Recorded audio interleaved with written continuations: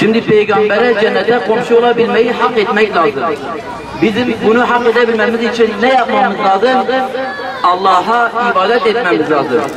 Allah'ı kendimizden razı etmemiz lazım. Şimdi ben size bir soru soracağım. Allah'ı kendimizden razı edebilmemiz için yapmamız gereken en büyük amel hangisidir? Namaz kılmaktır. Ama Allah'a namaz kıldığımız vakit bu durum bizi Allah'a daha fazla yaklaştıracaktır. Şimdi Allah Azze ve Celle namaza çok değer veriyor, çok kıymet veriyor.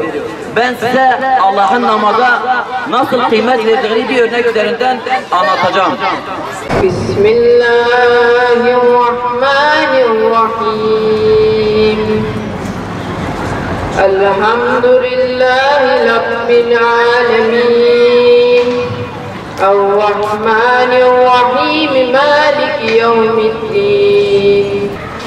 والضحى والليل إذا سجى ما وضعك ربك وما قلى الله أكبر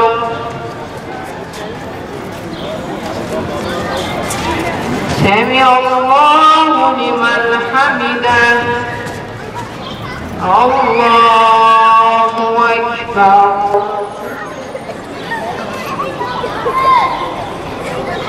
الله أكبر الله أكبر الله أكبر السلام عليكم ورحمة الله السلام عليكم ورحمة الله. Ben camiyim. Her namaz vakti beklerim cemaati. Seyrederim meleklerle saf tutan müminleri. Amin derim dualarına. Ey gözlerin nuru olan, gönüllere huzurla dolan, Miraç'ta bize emrolan Rabbimin hediyesisin ey namaz. Cennetin yoluna anahtarısın, ibadetlerimizin sen baharısın. Cennetin yoluna anahtarısın. İyi hacı, sen nasılsın? Karagöz'üm, hele buraya gelsene. Ben gelemem. Ben gelemem, sen gelsene. Şimdi, nereden bakalım, yemedim canı? Çabuk söyle, yoksa geliyor 5 kardeş ona göre. Cevap veremezsin. Peki, soruyu sor ama doğru olsun ha. Ya Müslüman, doğru. Her Müslümanın bildiği şeyler hem sorunlarla bizi izliyor.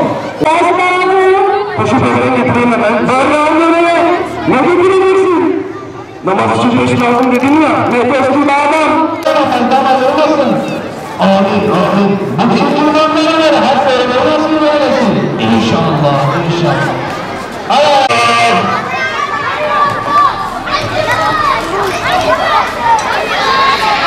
Miraç'ı hocam. Doğru cevap Kadir Gecesi. Kur'an-ı Kerim'de kaç cüz vardır? 30. Evet, doğru cevap. Peygamberimizin kabri nerededir?